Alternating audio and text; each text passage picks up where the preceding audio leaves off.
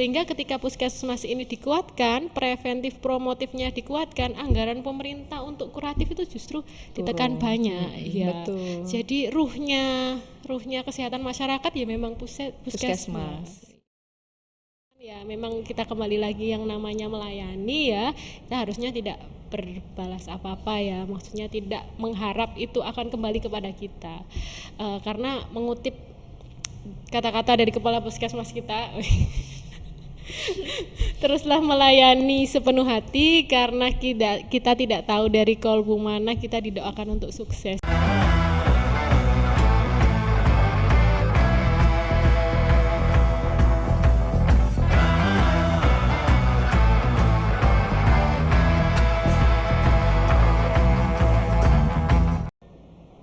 Hai Sobat Top Chair, jumpa lagi di Top Chair Sis bersama saya Anissa Tria.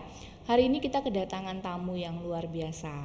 Beliau ini adalah dokter gigi, seorang entrepreneur pula, lulusan terbaik UNER dengan predikat cum laude. Beliau itu PNS tahun 2019 dan mendapatkan penghargaan sebagai lulusan terbaik di Klatsar BPSDM Pemprov Jatim.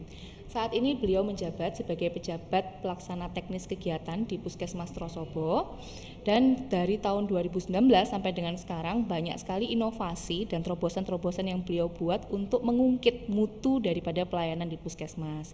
Ayo kita sambut bersama Dr. Gigi Laila Fatmawati. Apa kabar dokter? Alhamdulillah baik. Ya dokter, dengan segudang prestasi, ini hari ini kita mau bahas sedikit nih dok tentang sisi humanis dari seorang PNS.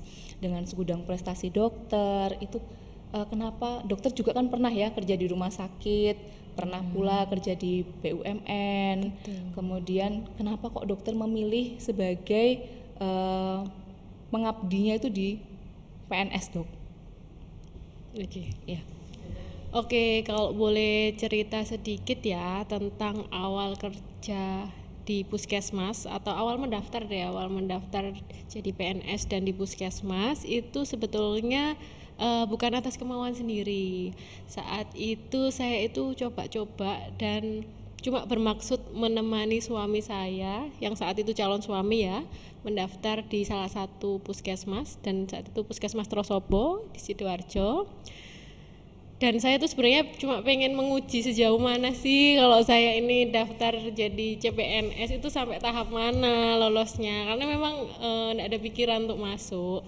Saya sendiri pun pernah menganggap remeh, memandang sebelah mata ya teman-teman di puskesmas itu, aduh maaf karena saya pernah mendapat perlakuan tidak menyenangkan dari salah satu puskesmas di kota lain. Jadi yang tipe kayak gini loh Bu, kalau kita masuk ke satu pelayanan terus dia akan bilang udah taruh sana aja gitu kan. Iya. Udah taruh sana saja. Sedangkan mungkin zaman dulu ya dok ya. Iya, Sekarang betul. sudah banyak berubah. Apalagi semenjak dokter Laila ini masuk ke puskesmas, luar biasa mutunya Puskesmas Trosobo.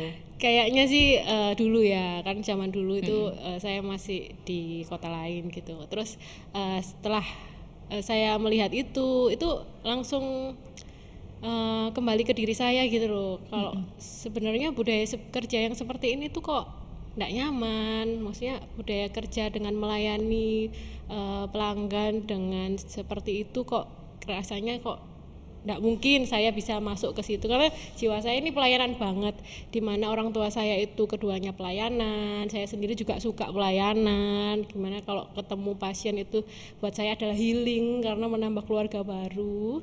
Nah di tempat kerja saya yang lama di BUMN itu juga merasa pelayanan itu sangat berdampak pada profit, sehingga kita harus melayani pasien atau pelanggan sebaik mungkin. Mungkin sekarang di PNS itu juga sama aja ya, maksudnya sudah berlomba-lomba untuk memperbaiki pelayanannya, karena itu juga berdampak pada kinerja dan profitnya. Iya, sudah Gitu. bergeser mungkin dok ya. Iya. Sedangkan zaman dulu saya itu merasa, enggak mungkin deh saya ada di PNS, apalagi di puskesmas itu kayaknya itu pertama dan terakhir aja saya menginjakkan kaki di puskesmas. Saking saya tuh enggak seneng diperlakukan seperti itu kan, dok ya gitu.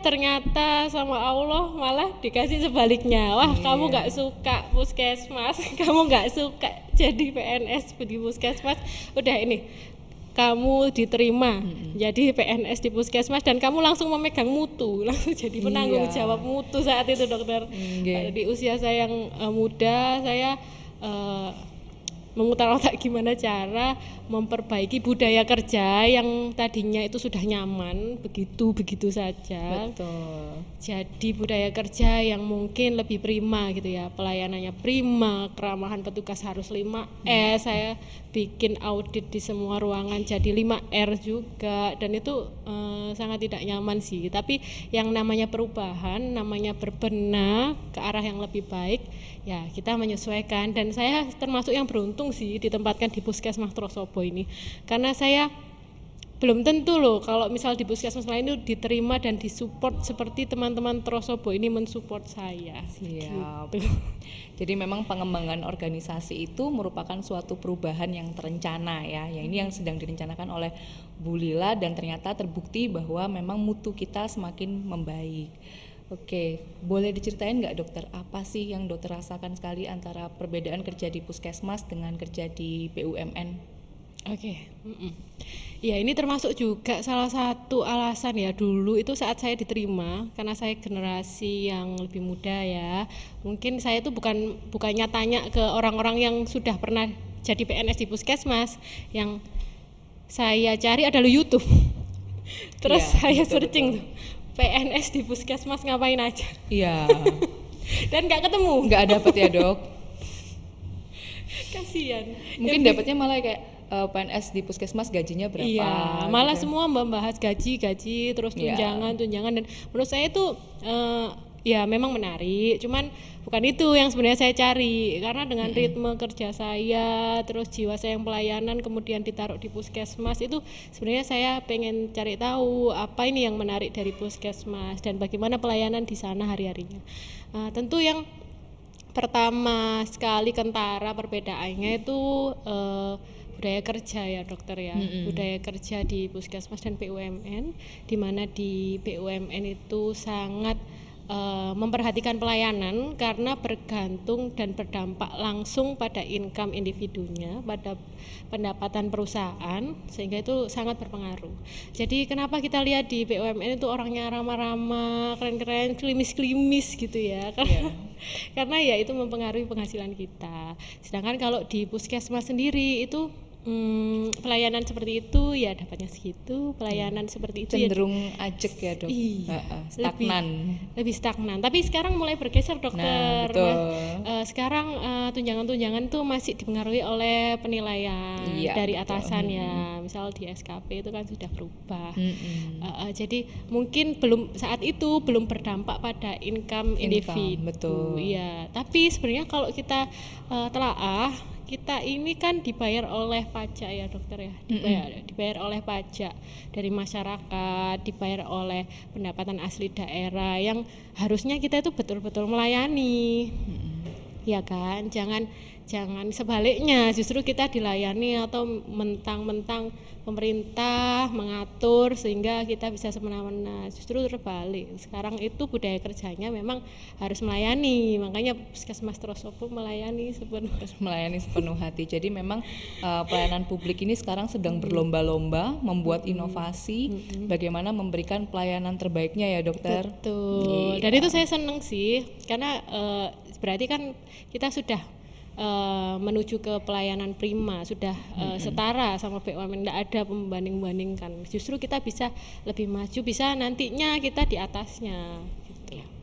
Oke, tadi kita sedikit bicara tentang perbedaan antara profit ya dok ya, income dari kalau misalkan kita kerja di puskesmas dengan kerja di BUMN itu seperti apa.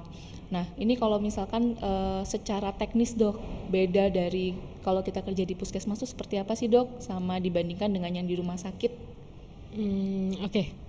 Kalau di puskesmas sama rumah sakit dan klinik ya, dari rumah sakit klinik dan puskesmas itu beda banget, dan itu baru saya sadari ketika saya masuk. Nah teman-teman yang lagi mendaftar, tolong banyak riset ya. Ternyata kerjaan di puskesmas tuh banyak banget loh, padahal dipandang sebelah mata loh dokter, cuman ternyata Di sisi lain itu ternyata wah luar biasa perjuangan teman-teman. Kalau di rumah sakit dan klinik ya, kita kalau ketemu pasien itu kita obati, kita lakukan tindakan, kemudian pasien pulang selesai, udah. Mungkin ketemu lagi saat kontrol ya. Nah, itulah dinamakan perawatan yang kuratif, artinya Iya. pengobatan aja. Sebatas kuratif ya, Iya, dokter. mungkin ada rehabilitatif setelahnya. Iya. Kalau di puskesmas itu benar-benar semuanya. Jadi pelayanannya itu sangat holistik. Jadi selain mengobati pasien, tapi juga mengurus kesehatan masyarakat. Misalnya upaya promotif itu dikerjakan, preventif juga dikerjakan, kuratif juga dikerjakan. Dari yang catin, calon pengantin, bayi baru lahir, sampai usia remaja, usia produktif, usia lansia, semuanya itu dipikir. Dari yang normal, Ya. dari yang normal sampai yang mengalami gangguan jiwa itu dipikir. Iya, betul. Dari sekolah, pesantren, kemudian desa, kelurahan, kecamatan, pabrik ya. Terus semualah dari individu sampai keluarga kita tuh pikir.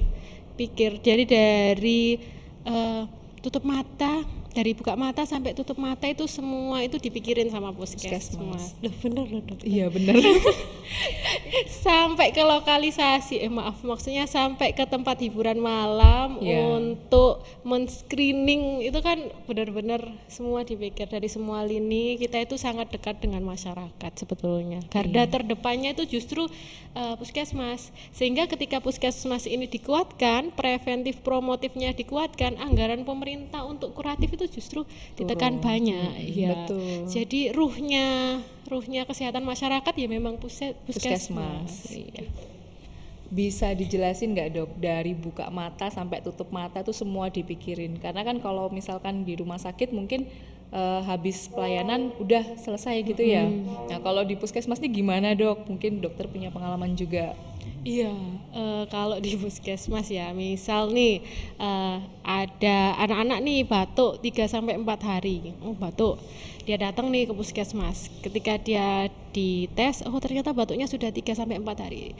Anaknya pulang, kita ke rumahnya, kunjungan rumah untuk apa? Ya untuk memonitoring sebenarnya ini batuknya kenapa? Apakah ada keluarga atau yang ngomong mungkin sakit batuk juga lebih dari 3 bulan yang mengarah ke TB, kemudian apakah dia tinggi badan dan berat badannya itu cukup atau dikategorikan stunting, kita lihat ventilasinya, kita lihat kehidupan sosialnya, kita lihat isi dapurnya, bahkan kalau makanan di sana itu apakah sudah beragam sesuai dengan gizi seimbang sampai segitunya Bu, untuk mengetahui faktor resiko yang mungkin anak ini dapatkan dari lingkungannya, sehingga ketika memang didiagnosis misal nih tuberkulosis, kita obati semuanya, kita obati satu lingkungan itu, satu RT, bahkan kalau perlu misal dia ternyata BAB sembarangan atau bukan di jamban sehat ya, misal nih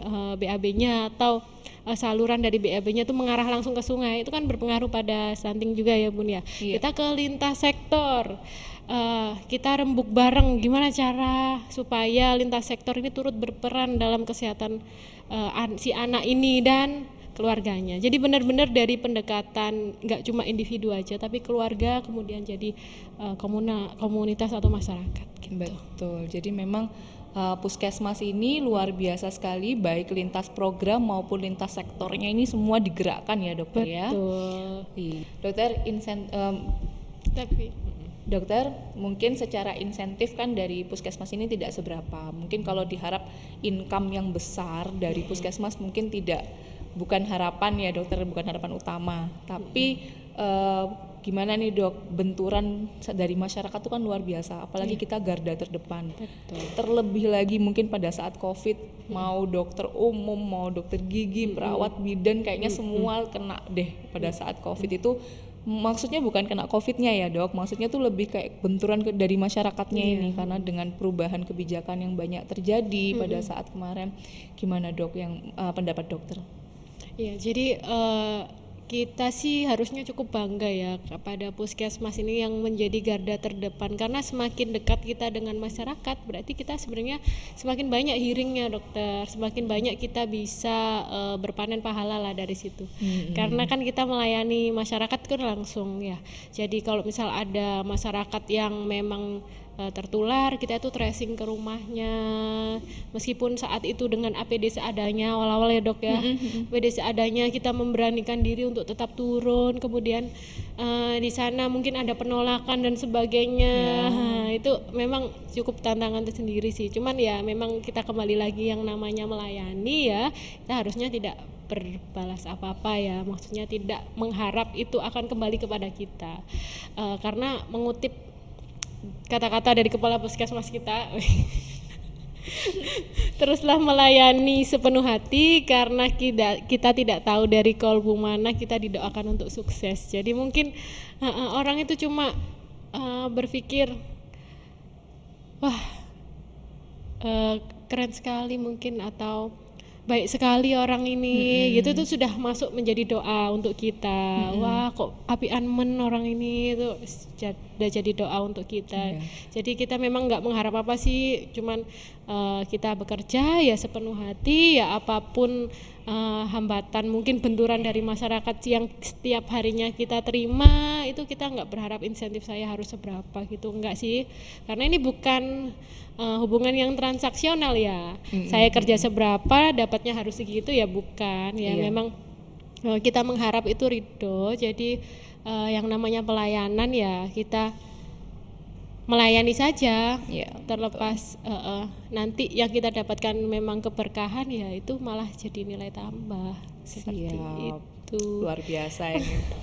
Jadi seorang inspirasi yang sangat menginspirasi di puskesmas kami pula. Jadi memang yang namanya puskesmas itu mungkin lebih ke arah pelayanan publik ya. Dia bukan organisasi yang profit seperti itu. Makanya profit oriented. Makanya kenapa sebenarnya dari insentif kita yang nggak seberapa ini, mungkin pendapatan kita yang tidak seberapa ini, tapi kita selalu merasa cukup loh Bu. Iya, nggak sadari nggak? Selalu cukup. Banyak dari teman-teman kita yang bisa menyekolahkan anaknya menjadi dokter spesialis, menjadi perawat, TNI, Polri, anak-anak bidan atau perawat dokter di puskesmas itu jadi semua. Ada yang sampai SEA Games ya, episode kemarin ya. Bu Puji itu anaknya yang satu jadi polwan, yang satu menang SEA Games ya, atlet tembak sampai mewakili Indonesia ya, karena kerja kita berkah. Betul, Masya Allah, ini kalkulatornya bukan kalkulator manusia tapi kalkulatornya Allah ya. Jalan langit, jalur langit ya Bu ya. Iya, memang ya kita nggak mencari apapun selain keberkahan sih. Bu Lila, ini ada titipan pertanyaan dari Instagram. Jadi ini ada dari Rival B2C Marketing Manager Startup Company. Apa yang membuat Ibu mau mengabdi di puskesmas? Mungkin dengan fasilitas yang terbatas, tidak seperti rumah sakit. Apa yang membuat Ibu masih bertahan Bu sampai sekarang di puskesmas? Masih bertahan ya. Alhamdulillah. Jadi pada intinya semua PNS itu di instansi manapun, gak cuma di puskesmas aja, itu memang ranahnya pengabdian ya. Yang namanya mengabdi, kita itu tidak bisa hitung-hitungan 1 tambah 1 sama dengan 2. Jadi ketika aku kerja 1 plus 1 harus ku dapatkan 2, tidak seperti itu ya. Tapi ketika saya di puskesmas, saya merasakan memang kerja di puskesmas ini nyaman. Saya lebih dekat dengan masyarakat, saya bisa mengabdi dan memang saya suka ketemu masyarakat. Kemudian keberkahan jadi efek samping dari kerja kita dan teman-teman lain di instansi itu yang memang sepenuh hati, dan itu saja sih menurut saya sudah lebih dari cukup ya Bu ya. Oke, jadi kalau saya simpulkan Bu Lila ini menemukan kenyamanan dan alhamdulillah mendapatkan keberkahan dari bekerja di puskesmas. Oke, kita next pertanyaan berikutnya. Kenapa Bu? Gak apa, yang penting jangan bisnis ya kan. Gitu. Asal mula pungli mungkin seperti itu kan, diawali dari orang itu pengen mencari lebih dari yang dia dapatkan. Dan PNS ini bukan ajang berbisnis ya menurut saya. Maksudnya bisa kita bisnis tapi jangan dalam rangka pekerjaanmu. Jangan meminta lebih daripada seharusnya tupoksi yang memang tupoksi itu tanggung jawab yang memang kita harusnya berikan begitu. Jadi kalau mau bisnis PNS itu bisa banget, sangat bisa terbuka peluang untuk berbisnis sendiri di luar jam kerja dan itu sangat tidak mengganggu kok. Iya, jadi tantangan buat semua PNS di luar. Jadi jangan melulu untuk tugas kantor aja, bisa nih ya Bu ya. Jadi Bisa. entrepreneur Iya. gitu. Jadi PNS-nya dipakai untuk pengabdian, untuk mendapatkan jalur keberkahan. Betul, amin. Oke, next ini ada seorang karyawan perusahaan transportasi online Bu, juga ada yang mau nanya nih. Ada nggak cerita yang berkesan saat melayani pasien di puskesmas yang menurut Ibu unik dan memorable nih? Sampai sekarang masih ingat Bu? Iya banyak sih sebenarnya kalau kejadian-kejadian gitu. Cuman yang paling saya ingat dan itu jadi pembeda dari tempat kerja saya sebelumnya itu adalah ketika dulu ya Bu ya. Ini kita bicara dulu zaman sebelum pandemi, bahkan dulu tuh pasien saya tuh banyak di poli. Kemudian ketika saya melayani beliau ngobrol sama saya, bahkan cerita anaknya, cucunya yang mungkin beliau mungkin kesepian gitu. Ketika terus beliau itu senang, beliau itu selalu membawa sesuatu dan itu tuh tidak pernah kita minta, tidak pernah secara otomatis, dan itu nggak cuma 1-2 orang, kayak kok di puskesmas tuh sangat banyak gitu loh.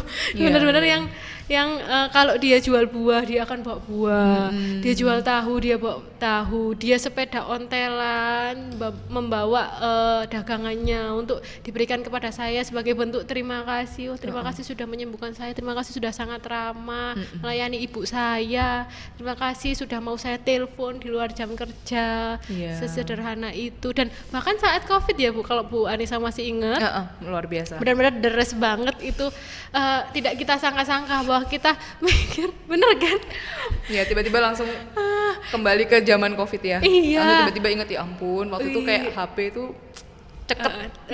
Bener-bener nggak, gue kan ting keluar terus gimana, ada yang maki, ada yang ya kan, ada yang memang berterima kasih, ada yang kayak terhindarkan. Kita pernah rapid massal dan tiba-tiba saat rapid massal itu ada yang ngirim hokben gitu. Masih ingat gak sih Bu? Ada yang ngirim buah-buahan sama susu dari anonim. Terus bahkan pernah kita di ini Bambang Pamungkas, masih ingat gak? Bambang Pamungkas mana? Iya kan? Ngirim APD. Iya, donasi ya waktu itu. Iya, donasi APD, donasi terus dari sumber-sumber lain tuh donasi oksigen. Itu mengalir deras. Iya. Bahkan kita nggak nyangka sih, wah ternyata orang-orang tuh sangat bersimpati loh pada kita.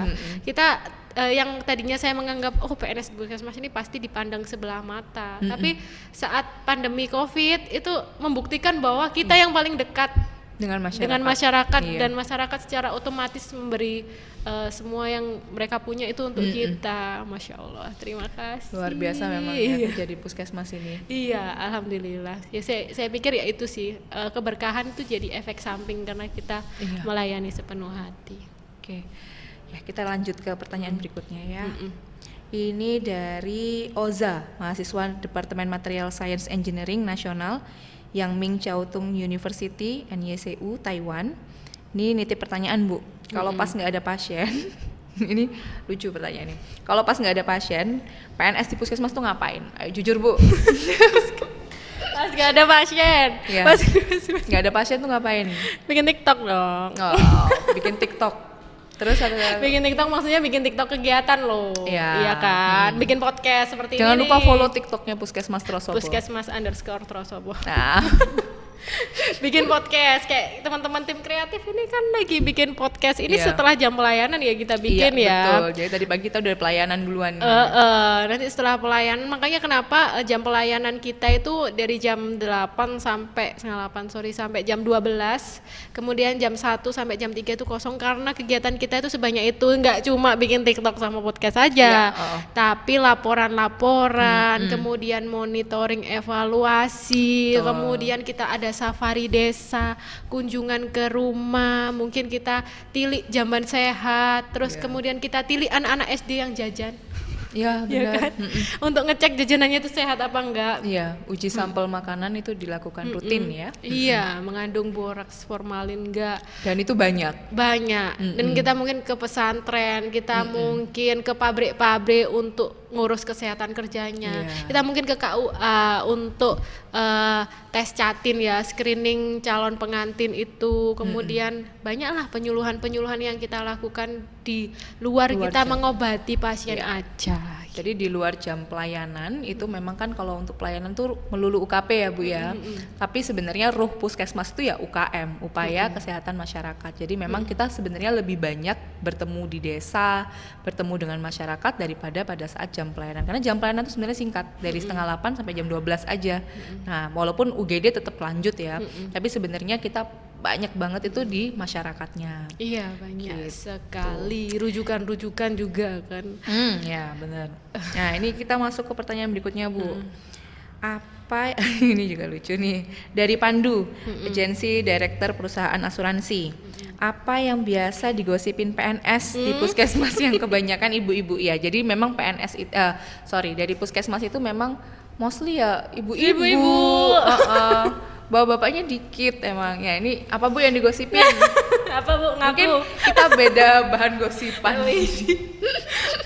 Enggak lah. Apa Bu yang digosipin? Ya. Enggak sih, kalau menurut saya teman-teman ini enggak jauh-jauh dari gaji gitu kan. Iya. Gajimu naik berapa? Gitu. Terus Jaspel kapan kapan cair? cair? Habis ini yang kelunting apa? Kelunting ya. Rame di grup ya kalau udah keluntingan. Habis ini yang kelunting apa? Terus habis ini ada TPP gak gitu kan. Iya, jadi nggak jauh-jauh dari income ya akhirnya. Iya.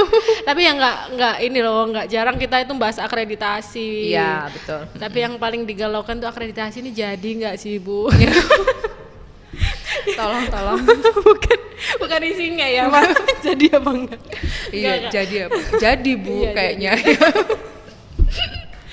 Oke. Iya itu lumayan bikin galau karena kan terjadi perbedaan standar yang lama dan yang baru versus yang baru, kita mau ikut yang mana. Tapi terlepas itu kita tetap melayani sepenuh hati kan Bu. Iya. Orang jangankan di luar jam kerja kita mikirin akreditasi atau enggak, Iya. kita itu kalau ke tempat hiburan malam itu dari jam 10 sampai jam 1 1 malam. malam Iya. untuk screening HIV. Iya. Belum lagi waktu Covid kita banyak pemakaman dengan protokol kesehatan itu juga tengah malam. Kemudian itu Bu Lila sampai turun bahkan Waduh. ke pemakaman ya waktu itu karena memang masyarakat kita kan masih baru nih tentang COVID, jadi memang perlu didampingi oleh dokter binaan. kalau ada banjir kita langsung ujuk-ujuk, ayo cepet-cepet kita buka posko banjir gitu, supaya obat-obat diare atau mungkin masalah pencernaan itu bisa segera terdistribusikan. Iya, Padahal jadi, kan banjir bukan kita yang mau ya Bu ya, Iya. tapi kita turun loh ya. Gimana kita sangat memperhatikan masalah kesehatan yang belum dan mungkin terjadi. Iya, jadi mungkin puskesmas ini mungkin nggak ada jam nganggur sebenarnya ya, karena di rumah pun kalau memang dibutuhkan ya pasti harus siap gitu. Oke. Jadi kalau terlalu banyak rasan-rasan sih saya pikir kurang sibuk aja sih. Kurang sibuk ya. Ya bener sih. Kok kober gitu ya untuk rasan-rasan gitu. Karena kalau saya sih waktunya kebanyakan ya habis sih untuk tugas. Kalau misal masih ada waktu sedikit lah ya kita manfaatkan, justru balik lagi untuk puskesmas. Iya. Ya itu tadi menurut Bu Lila, mulai dari buka mata sampai tutup mata itu diurusin sama puskesmas. Jadi harusnya puskesmas itu nggak kober lah untuk nganggur sebenarnya ya, karena pencatatan pelaporannya itu juga banyak banget sebenarnya. Kita ke next pertanyaan. Ini juga pertanyaan yang relate banget sama sehari-hari saya juga mungkin ya. Gimana jaga moodnya Bu pada saat melayani masyarakat, padahal urusan pribadi kan mumet ya. Ini dari staf ahli Sekretariat Kenegaraan atau Sekretariat Kabinet Bapak Rifki. Waduh. Pertanyaannya berat ya Bu Berat, ya. berat.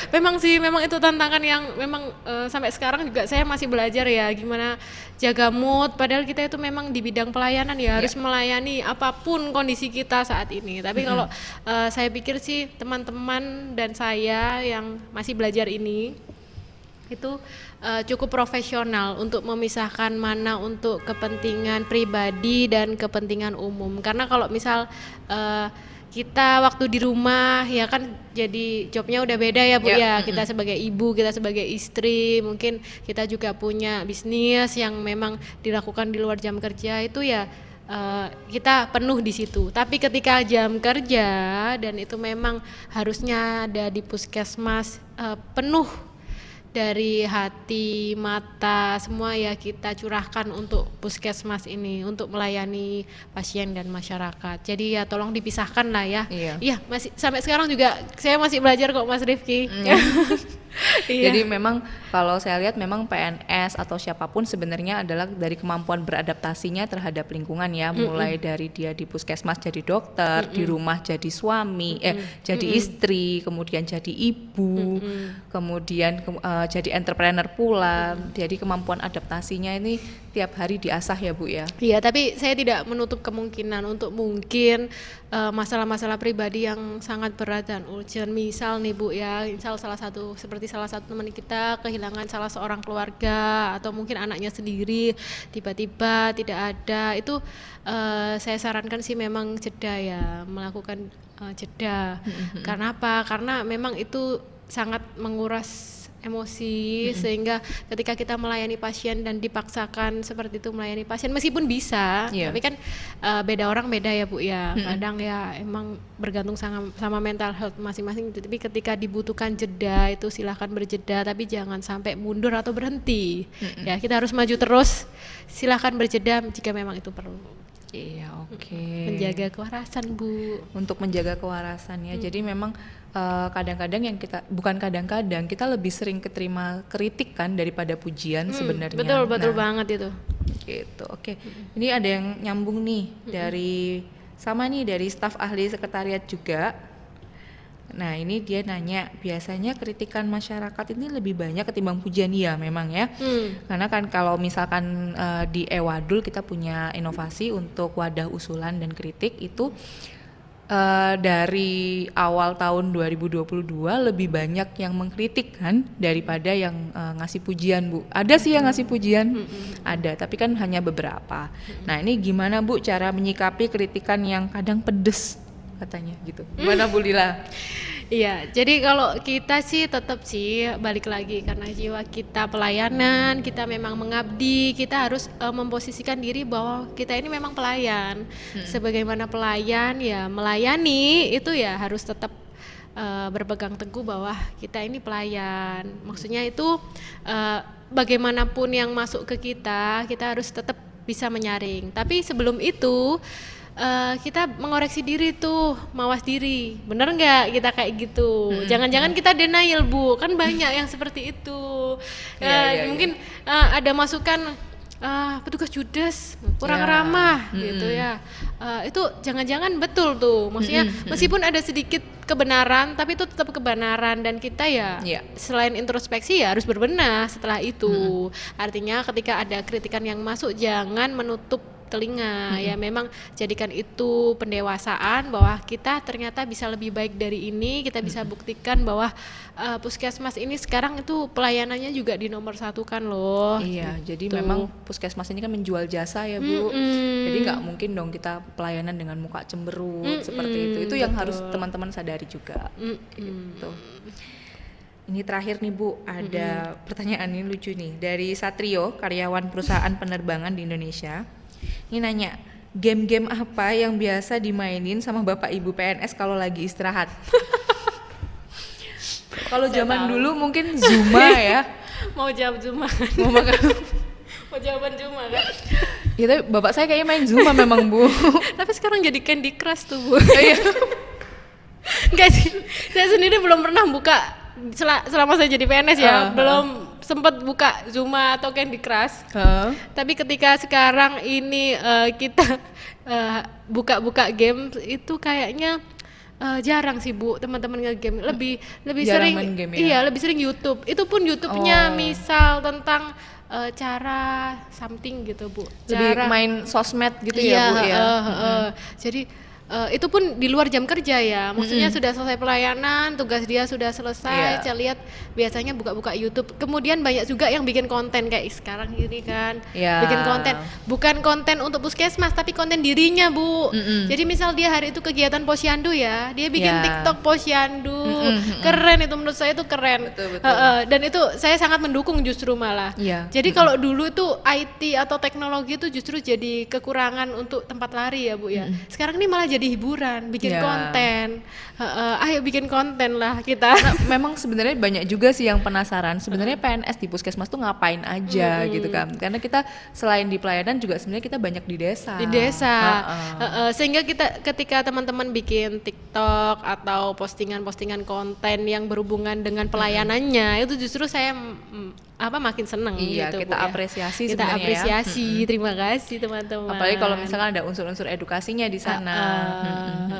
Oke. Cuman ya jadi catatan juga sih buat kita ya Bu ya. Tidak semua puskesmas itu seperti puskesmas kami. Oh. Tidak semua puskesmas itu mendukung support Iya. penuh atas kinerja, terus kemudian pelayanan yang benar-benar kita usahakan. Itu tidak semua puskesmas, tapi saya yakin semua puskesmas itu berbenah. Ya. Ya, Betul. jadi tidak ada yang pengen mencoreng wajahnya sendiri. Semua pengen punya wajah yang cantik-cantik, Ya. punya wajah pelayanan yang baik-baik, pelayanan yang prima, sehingga semua pasti berbenah. Jadi untuk semua masyarakat yang mendengarkan ini, saya pikir memang kita belum sempurna, tapi kita berbenah. Iya. Begitu. Jadi continuous quality improvement. Ya. Betul. Kalau di kita ada Ewadul tuh. Nah. Ewadul jadi pasien atau Waduh, ini masyarakat. terobosannya Bu Lila juga nih. Tinggal scan barcode, tinggal buka link, tinggal mungkin hubungi nomor yang ada di situ 1 kali 24 jam pasti Iya, terjawab. jadi sekarang mau ngubungi puskesmas tuh segampang itu, semudah itu. Jadi memang udah banyak akses yang bisa diakses ya. Iya. Banyak, mudah banget lah. Pokoknya mau ngubungi dokternya langsung pun bisa. Bisa. Jadi nggak susah mau ngubungi dokter itu. Oke. Betul. Seru ya. Semangat. Oke, ini kita tutup ya. Oke. Jadi gimana nih tutupnya? Ya itu tadi sudah kita dengarkan tentang PNS di puskesmas ngapain aja. Oke, tadi sudah kita dengarkan tentang sisi humanis dari seorang PNS di puskesmas. Jadi yang masih bercita-cita nih ingin jadi dokter di puskesmas, lanjutkan cita-citamu. Karena kita bisa memanen pahala dari situ. Iya, betul. Jadi memang nggak melulu semua tentang bisnis, nggak melulu semua tentang profit. Jadi di sini juga kita melihat bahwa bagaimana kita bisa nyaman dalam bekerja, kemudian pada akhirnya outcome-nya apa? Keberkahan bagi kita dan keluarga kita. Terima kasih banyak Bu Lila sudah berbagi cerita. Boleh nggak saya tambahi untuk closingnya? Boleh. Iya. Ayo. Mengutip dari saran mentor kami atau mungkin kepala puskesmas kami justru Ya. bahwa teruslah melayani sepenuh hati karena kita tidak tahu dari kolbu mana kita didoakan untuk sukses. Oke, dalam.